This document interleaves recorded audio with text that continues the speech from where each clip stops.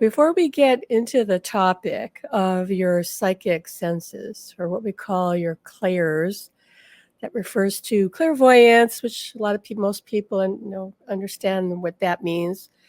But it also includes clairaudience, clear hearing, clairsentience, which is clear feeling, both emotional and physical, and also claircognizance. That one is really interesting. That one I'm quite strong at as well. That's clear knowing. So let's get to the subject here, your psychic awareness. And I'm going to actually start with the one that I feel is actually the most useful for you long term. And then I'm going to go in order of what I feel is important. Most people would start with clairvoyance. Most people think that, clearly seeing. Well, let's kind of talk about what clairvoyance is. So, although I'm not going to go into it right now. So, clairvoyance is clear vision, where you see your loved one, right? And most people think that, like seeing, like it's not like in the movies, okay, where you see them like 3D. It's not like that. It's more like see-through, holographic, or in your mind's eye. But most people think that that one, clairvoyance, is the ultimate. Like, I want to see my loved one because then I'll know that's them. Okay, I'm here to tell you that I do know people who can see spirit, but unless they're able to communicate, it's actually what I've seen, it's more painful. Can you imagine being able to see your loved one, whether it's in your mind's eye or here holographic, right? Like see through, but you have no idea what they're telling you. You have no idea what they're saying. You're like, this is really great, but I don't know what you're trying to tell me. I think that is worse. That is worse. Like, it'd be like seeing them through a glass partition, right? And they're maybe mouthing and you're going, I don't know what you're saying. And you can't get to them. But you can see them, right? I think that's worse. So our suggestion to you is to put that low on the list. If you happen to have that, great. And if it happens to activate for you, great. But do not assume that that's the ultimate. Don't assume that's the ultimate. The first priority you should make, this is our suggestion, because you do what you want. Our suggestion is to open up to feeling them. Okay, your clairsentience, but most of you have. So let's go to clairsentience. So clairsentience is clear feeling. And when we talk about feeling, we don't just mean physical, but that is physical, like sensing, like pressure on your body, tingles, all that. But it's also emotion, like feeling them emotionally, feeling what they're feeling, like feeling, and this includes feeling their love. Okay, so feeling their love is what they want for us. They want us to feel the depth and breadth of their love.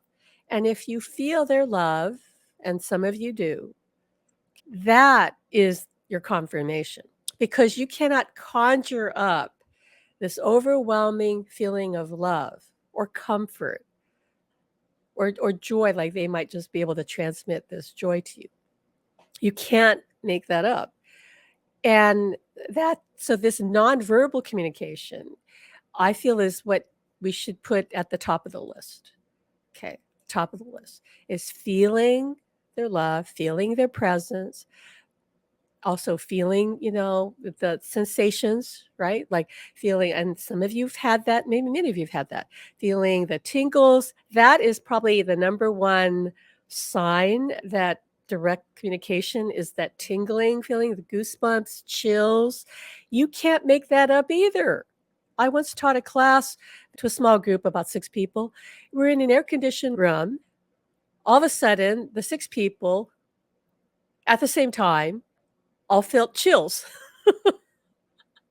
And one gal who's a medium, she goes, "Oh, is it because we're in an air-conditioned room?" And I go, "Yeah, but how could you all feel it at one time?" It just came at one time like a wave. It was weird. It was weird. It was like a wave. And they all knew, the medium especially, she knew. She goes, "Oh, that's Alan." And I said, "Right. He's just letting you know, confirming his presence." Okay. So that's not hard for them to do. And many of you have had that. So not only the chills, but you could feel light touches. Some of you have feel them kiss you or pat on the head or something, right? Something, pressure on the body, temperature changes, all of that. We suggest you aim for that. Now, if you are emotionally shut down, you're going to have to come alive. You're going to have to wake up. I work with sometimes with people that are emotionally just shut down because they're grieving or they made that decision to just they don't want to feel. Okay. And you're not going to feel their presence or feel their love. I mean, you might intermittently, but it makes it harder for them to do that for you because you're shut down. So one of the things that Alan said to me when he came back to me, he says, you're going to have to open up emotionally because you are closed down. Because through our marriage, you shut down. And he took responsibility for that. He felt it was his fault. But now he said, you have to open up. Because if you don't open up, then you won't be able to feel my love. And I want you to feel my love. I want you to feel me with you, alongside you, in you, around you. You know, I want you to really know that I'm 360 degrees, like merged with you, but you won't be able to feel that unless you open up emotionally. So you have to cry. You have to grieve. Don't hold back. Let yourself feel everything. And if you're afraid of feeling your emotions, this is going to be hard going.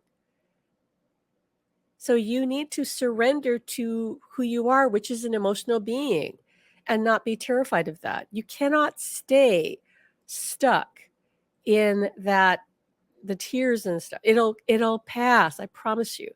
And then you'll feel their love come in. Okay, but unless you, Alan said to me, all your crying makes room for the love. So whenever I would feel overwhelmed, he would tell me, no, just go to bed, go to bed, pull the covers over your head, just cry into the pillow. Imagine that that's me. You're crying into my shoulder or whatever. Just cry until you can't cry anymore and then get up and go do something else. So that is my suggestion to you. Just cry until you can't cry anymore for that time and then go and do something else. Maybe make yourself a cup of tea or something, or take a walk, or take a bath, or whatever. Okay, so clairsentience, I feel, should be at the top of your list. And for most people, that's not too hard because most people are feeling, because all of us are very feeling people, but some people have shut down. So if that's you, you've got to open that up, open up. Okay, and please, when you have that clairsentient experience where suddenly you feel something just happens out of the blue, please, would you please accept that that is them? Where do you think that comes from? Please, please stop. And I'm seeing them showing to me as capital letters, STOP, stop. Thinking that you're imagining it. Your conscious, logical mind doesn't do that. Because why? Because it doesn't believe in this. So why the heck would your conscious mind conjure up and give you the tingles and the goosebumps? It will never, ever do that because it believes that is impossible. It is coming from the other side. Now, who it's coming from, that's what you have to discern. But it's not coming from you making it up. Alan says, well, it could be from your higher self making it up. Okay, but it's still coming from non-physical, not coming from your rational, logical mind, which will never, ever, ever accept this non-physical reality. So you must ignore it, or you will constantly be derailed. Your logical mind thinks this is nonsense, and in fact is worried about it. It thinks, oh God, she's gonna go crazy, or she's gonna, just be too different, or whatever. It's fear-based. So your logical mind thinks it's supposed to save you from what it doesn't understand. So if you want to have direct contact, you need to ignore that. You need to learn to turn on the volume of your physical conscious mind. Turn up the volume of your higher self, the divine mind that is part of who you are.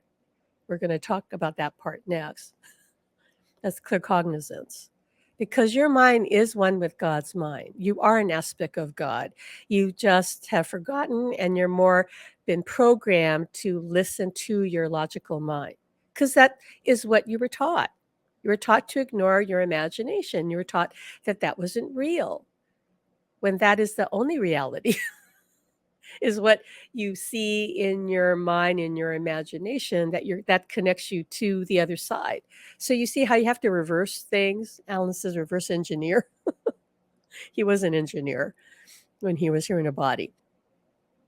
So trust what you're feeling when it just comes up out of the blue.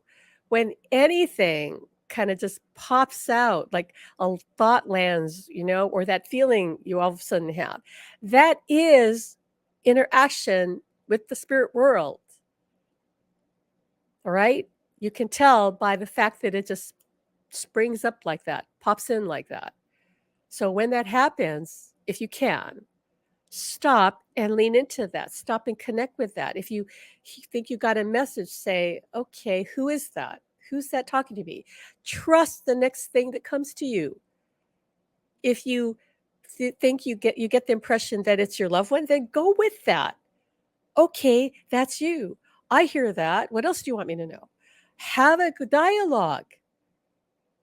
This is not a passive experience. This is interactive. The universe is interactive. Which brings us to claircognizance, which is clear knowing. This is where you know what you know without knowing how you know. Where did it come from? Lots of people are claircognizant and don't understand what that is or what's happening. I've spoken to many people. I've had lots of clients who, as children and as adults, were strongly claircognizant. So these people, when they were in school, quite often would maybe be working on, let's say, a math problem. Let's give that example. Math problem, and they just know the answer. Like it just comes to them. The question, the equation, whatever it is, right? They're given the question and it just comes to them and they'll give the answer and the teacher will go, well, that's correct. Let me see your work, or how do you know that? And they go, I don't know. Like they can't really explain necessarily how they know the answer. They just know the answer. It just lands because the universe is interactive. When you ask a question, pose a problem, the answer comes in. It just comes in, just lands like, oh, this is the way, or I could do this. This is the answer. As long as the person's relaxed enough, and usually kids are, right? Usually kids are not stressing out about stuff. I mean, they could be, but by and large, if things are calm, they will just know the answers. So I've talked to so many clients who were successful in life, even as adults, because they just, if there was a problem, they would just figure out the answer. It would just come. You see how that's a big difference between just using your intuition, accessing higher mind, higher guidance, and it just coming in, and then, or figuring it out logically. Because if you have to figure out logically, it won't always be the right solution. Because conscious mind is limited to what it already knows. It cannot get higher inspiration. It's not psychic. It doesn't see the broader picture, right? So your higher mind and the non-physical world would know other elements of the situation, knows about other people, what they could bring to the situation, right? So it will be more global in its perspective. Alice is more all-knowing in its perspective. So the answer, the solution it gives is the highest answer. But the logical mind usually won't be able to do that. It's only going to regurgitate what it already knows, what's already been programmed with. It can't, he says it is not capable of receiving a transmission from the other side because it's not, it's very He shows me like it's very self-contained. It locks out any other information than what it already knows or has been programmed to know. That's it. So it's very limited. Okay. And he says and saying to me that most highly successful people in this world, either knowingly or unknowingly, have access to higher mind. Some of them just take it for granted. Like, I just know what I know. I don't know how I know. And they often leverage that to huge success, because that is the highest answer solution, is what comes from the spirit world, which creates this world. Okay, so many of you are claircognizant, but you just don't realize it. Nobody pointed it out to you. Okay, so when you find that some insight comes in and you don't know where it came from, understand that that is probably a sign that you're claircognizant. Okay, most people are claircognizant, he's saying to me, because in our world, we're more in our head, right? We're more in our mind. And claircognizant people are usually very intelligent people, and they usually are intellectual. Not always, okay, because you don't have to be intellectual, but he says, but having a developed mind will help that. But really, anybody can be claircognizant. And now that we've told you about this, you might be able to recognize that you are indeed claircognizant.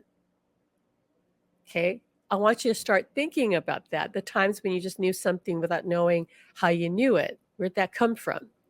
Didn't come from your logical mind. Okay? So if you want to strengthen that connection, which, by the way, comes from your having an open crown chakra, so kind of get the download, then just when you somebody asks a question, or you have a problem, or somebody asks you what you think, just see what just pops in. Remember, what pops in, what just lands in your mind, that is from the other side.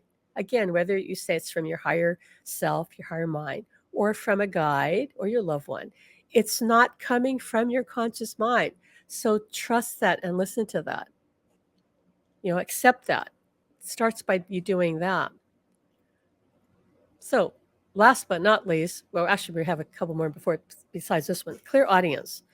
So this is clear hearing. I'm strongly clairaudient because I'm a channel. I'm strongly claircognizant and clairaudient. Those are pretty much equal for me.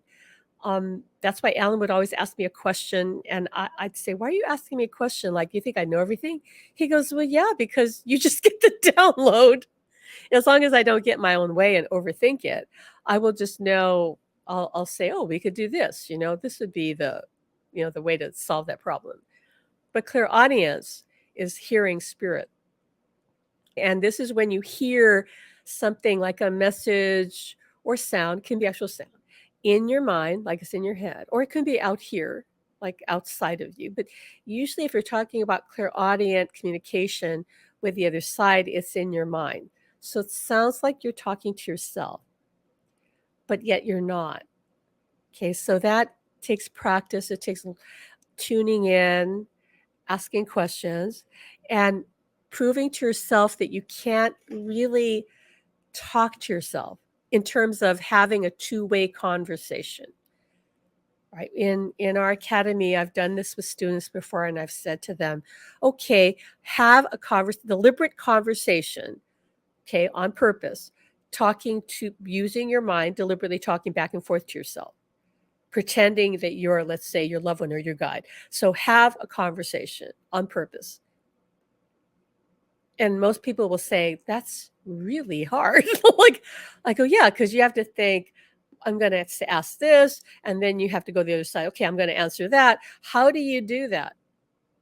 It's not easy to do that. When you're having a clairaudient conversation or telepathic conversation, there's a flow to it, and the other side will say something to you that you would not necessarily say to yourself, or use words that you wouldn't use, that only they would use, or tell you something that you didn't know, or that is surprising to you, or shows you a different perspective that never occurred to you. You get to the point where you understand that that's not you. Okay, that's not you. You can also ask them, this is what I would suggest, ask them to, all right, I've done this with Alan. All right, so right now, in a conversation with you, I want you to be on this side of me. Okay, for me right now, that's would be on my left side. So you be to my left side, and I'm going to be on my right side. And I want to hear you talking to me. And I'll hear, it's hard to explain. I'll feel him, I'll sense him on that left. And I'll sense him talking to me. And then the things he says to me, I just laugh. I'll just go, it'll just come like stream of consciousness. Like just a little while ago when I was getting ready for the live, and he says, "Oh, you look so beautiful today." And I just go, "What?" Like I wouldn't say that to my, and he goes, "I don't say that often enough." And I go, "No, you don't." And he goes, "You want me to say that more?" I go, "No, that's okay." I mean, I'm going, what am I thinking? This is not what's on my mind. Okay. I'm getting ready for this live. That is not on my mind. He just comes in and says something to me.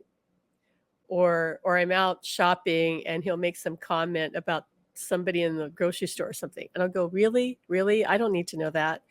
That's why I know that's not me. It's just not me. So you need to get used to that. But you can tell them, "Could you stand on this side of me so I know that's you when I hear you seeming to come from my right or my left side?" Okay. Go all in on this. Just know that they're there, because you affirming that you can hear them, see them, feel them, know whatever you need is what lets it in. You already are born psychic. Without exception, to be human is to be psychic. You just learned to turn some of it off because people around you were not comfortable with it, or told you it was crazy or your imagination or wrong or what have you. Okay. But you couldn't lose it, because this is an intrinsic part of who you are eternally, when in a body and when you're on the other side. You can't lose something that is who you are. You can't. Oh, Alan says, well, technically, he says you can by simply choosing to believe that you're not. Then you get to have the experience. Oh, I'm not psychic. Okay, there you go. Then you won't be until you cross over and you realize, oh, I was profoundly psychic, but I just believed I wasn't. And so I created that experience. Yeah, that's how powerful you are. You're so powerful, you can create the reality in which you are powerless, in which you're a victim, in which you are not psychic, in which you are completely shut down. You can have whatever existence you want. That's how powerful you are. And you're creating it right now. So if you don't like any part of it, then change it. And I know, easy for me to say, I know, but that is the way. It's just affirming that this is what I want. Here you go. I'm profoundly psychic. Who cares what anybody else thinks? They're not living your life. You are the sole operant power in your reality. Nobody else gets to choose. Nobody else can vibrate and think for you but you. Just like this journey to connect with the other side. Persist. Be determined. What is the priority for you? Somebody says, I've never heard spirit in my head, only loud like you're talking now. Is it possible we're trying too hard? I'm not understanding. So you're saying you actually hear spirit out loud? Because that's fine. But it is possible for anybody to be trying too hard. So if you're trying too hard, you're kind of pushing things away, actually. So the best thing to do is be relaxed with this and try to just chill out and know that this takes time. It is an incremental journey, step by step, day by day. This is not a sprint.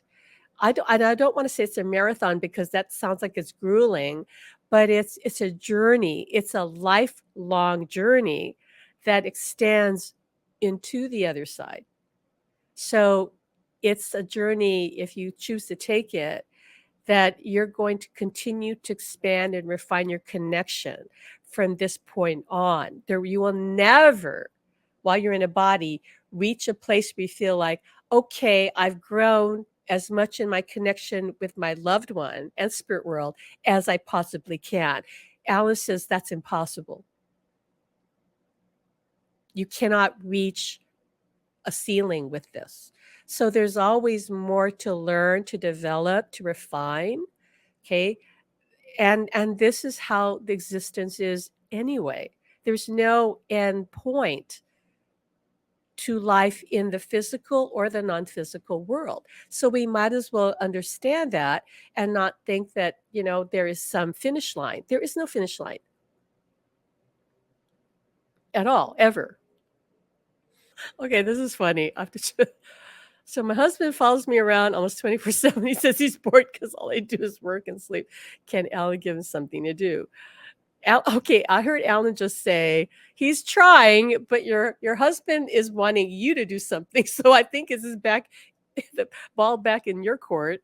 I don't know what that is. So I know that they do live through us, okay, and they do want our attention, okay, and affection and all that because they're not dead. They're just right here. So I think you have to look at what else can I do to interject fun and live my life because it isn't just about work and sleep. So Alan says, I see Alan folding his arms going, that's not my job. He says, that's beyond my pay grade. This is my husband. This is how he would talk. I'm sorry, that question is beyond my pay grade. I need to get a raise if I'm going to start doling out assignments to loved ones in the spirit world. Danny says, I was wondering about this. Do they actually get bored with us and our daily lives? Alan's going, heck yes. Now, to be fair, they're multidimensional, so they don't have to just stay with us. And those of you who've been with us for a while, you understand that. They're existing in many other different realities. So it's not like this is the only one. But guess where they want to put their attention? With us. So they want to live with us and through us, and they can. And it will make our life more fulfilling too. So find something to do. Alan's saying about that question. He's saying they want if a loved one is saying that, what they're really saying is you're missing out on life. Life is more than work and sleep. Like, what are you doing? And life is more than work, sleep, and hobbies too. It's like what else is there in your life that would bring you fulfillment or joy or fun or pleasure? What sparks your curiosity? What fascinates you? Go and do that. This is what everyone came here for, is to follow their guidance, they'll follow the love, the joy, okay? Because you're here to live and have an experience. Now they're showing me that capital letters. Life is to be experienced. And work is only a small part of that experience. And sleep is actually off the table. When we sleep, we're going back to the non-physical world and we're having interaction. And so that's fine, okay? But you're not here to just sleep. So if all a person, aside from the sleep, if all someone is doing is working, then they're not living the life they came here to live. No matter how wonderful the work might be, there needs to be something else that is bringing you joy, that's fun, that's pleasurable, okay? Whatever that is. Yeah, Alan is very funny. I don't encourage him. Please don't encourage him. That thing might be up on my pay grade. He and I are going to have words after this. But yeah, so someone just said, should I read the book first before anything else, or does it matter? It doesn't really matter. Read the book. It's do whatever you're guided to do. You can't make a mistake in any of this. Oh, I think that is so funny. I've got to show this. My husband told me to keep working on hearing him, and when I catch up to him, I can propose to him. Haha, the nerve. Yeah, that is the nerve, right? Alan is saying, okay, he put this, I'm going to say this because this is what he's saying. He says, the nerve of some ghost husbands, right? Like, who do they think they are? He says, I'm telling him, hey, you guys are not dead. You can propose. Come on, Alan proposed. It was very inadvertent. If you read our book, you'll know that he didn't actually formally propose, and he was, they were all, he and Spotty were like, oh yeah, I proposed to Pam, and I go, wait a minute, that wasn't really a proposal. So, you can't. What are you gonna do? Okay, somebody just said, I read somewhere that they are off doing things, but they come check in on us, our activity, but to them, we move at a turtle's pace compared to their activity, like watching. No, it's not like that. He's saying it's not like that at all. They can be in a million places at one time. You can't understand that because you're in a body and you have to focus on this one dimension of reality, okay? But they can be in multiple realities doing multiple things. It's like, okay, showing me, the image of like if you go to a store where they're selling like, 50 different TV sets and they're all on the wall, right? So you can see all the different channels. It's like that. So all these channels are playing and they can go to they are aware of every single one, multidimensional. So, but they're with us. So he says the thing about him saying that he's bored is kind of not really true. It's just his or their way, because he sounds says he's not the only partner who says they're bored. But the reason they're saying that, and they go, what the hell are you doing? You're not living. Do you understand that being in a body is a joy, is a blessing, is a gift, and you're missing the opportunity. You're missing the point of being in a body. So when they cross over, they become fully alive and they realize, almost without exception, they realize, I didn't take full advantage of the time I had when I was in my body. So why do you think that's why they'd come back and say, hey, you're not doing that either?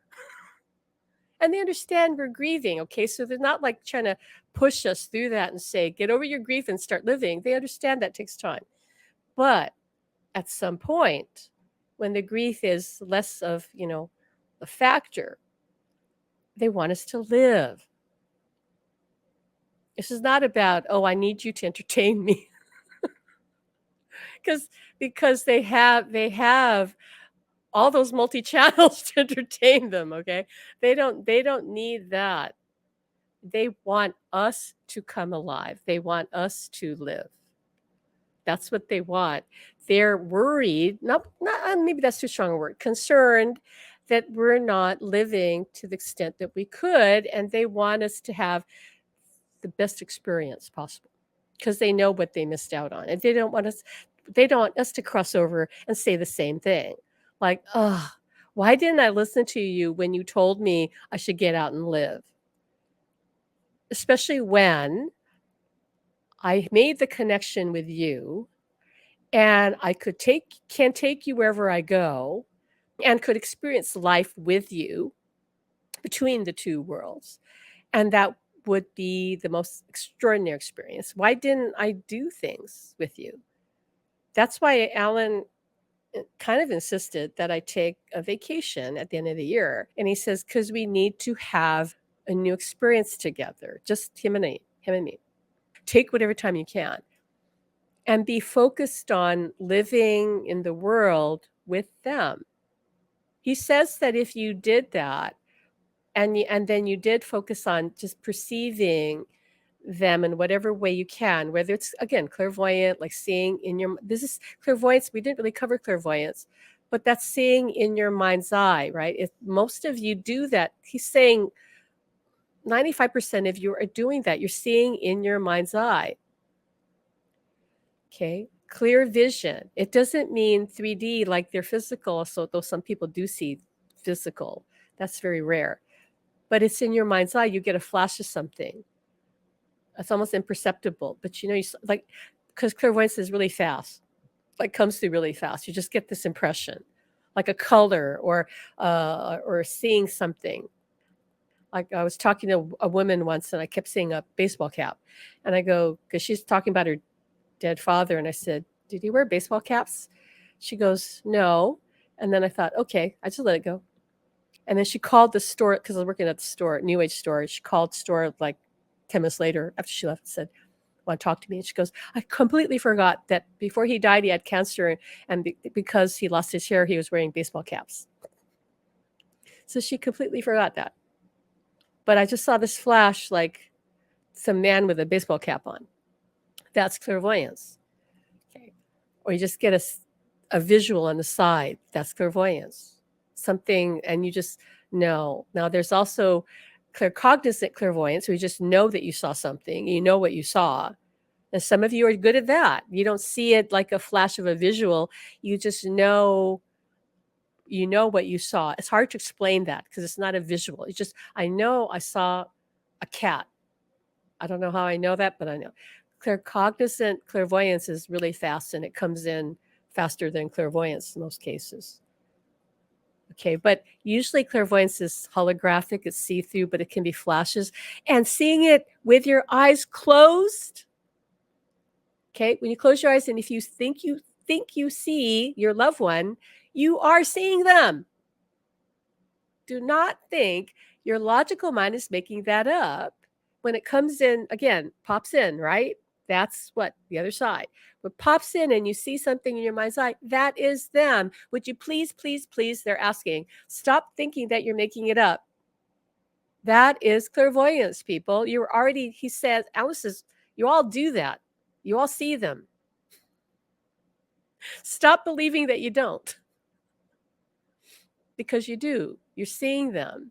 This is a flash, or you can see symbols. Symbols are clairvoyance also. They'll show you, like I said, I saw a baseball cap. I didn't really see the father in detail. I just knew there was a man wearing a baseball cap. That was the symbol he was throwing at me.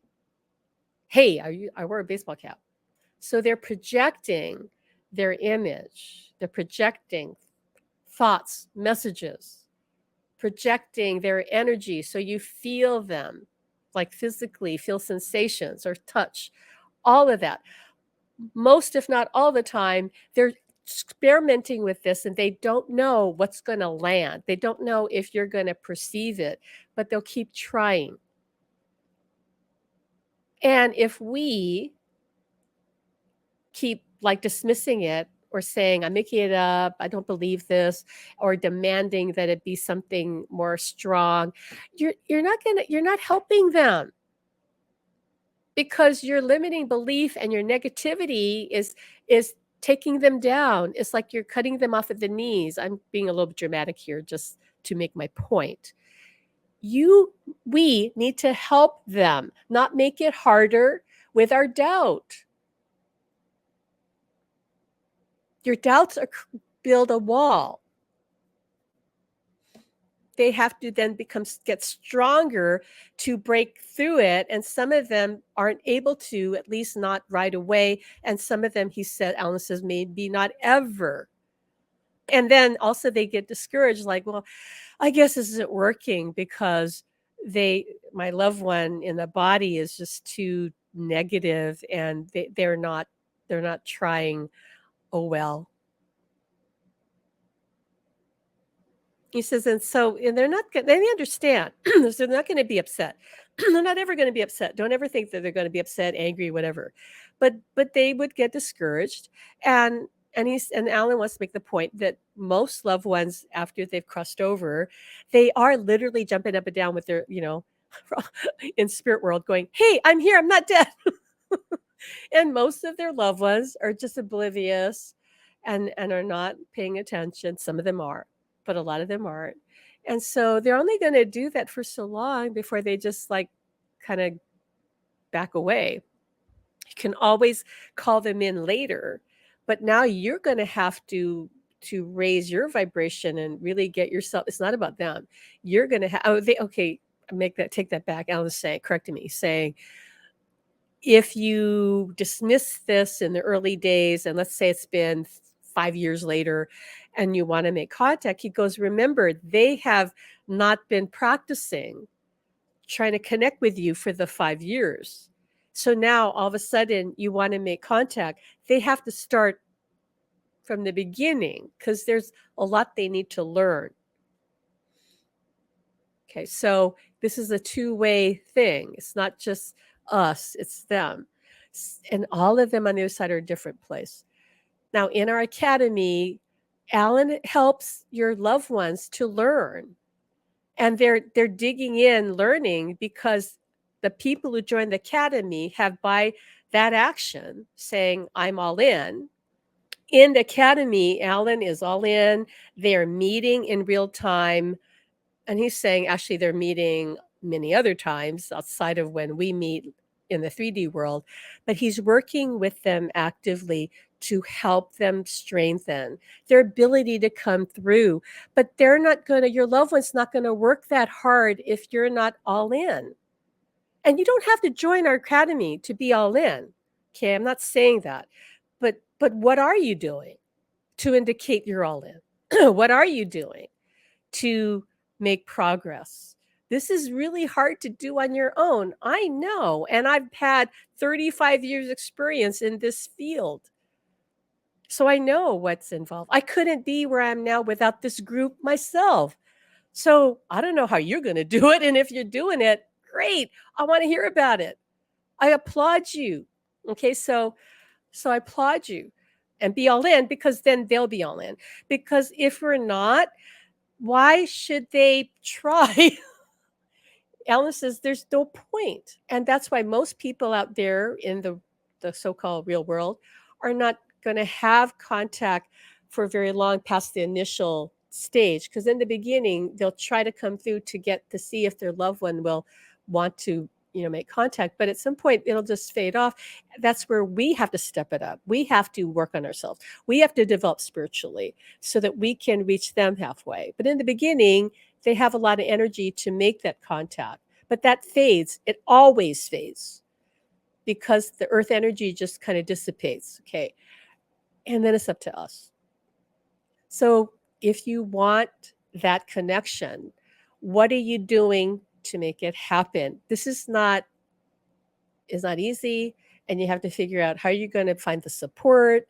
How are you going to learn this? How are you going to change your belief system? How are you going to understand the nature of reality so you can navigate that? This is what we teach in the academy. This is what we support you with in the academy. But there's so much more possible when we come together as a group. The power of that group is just growing. And Alan says it's just going to take everybody further and faster than they could ever get on their own, because that is the last thing I'm going to say is that is the fifth dimension energy that we're kind of moving into, or really kind of fourth dimension. The higher dimension we're moving into is a group energy. Okay. And that is why you will always have more progress and greater stability and power when you work together with a group of like-minded people on a regular basis, because it's about that. If you do that, you're showing to the universe, the other side, that you're all in and you're committed. And guess what? You're going to get back what you give out. Okay. But if you are more like lackadaisical about it, you won't get that much. That's just how reality is. You get back what you put out. It matches your frequency. You're committed, they're committed. You're not sure, they're not sure. You're all in, they're all in. Okay. I can't do that for you. I wish I could, but I can't. So we love you. Take care. Have a great time. Till next time. All right. Bye-bye.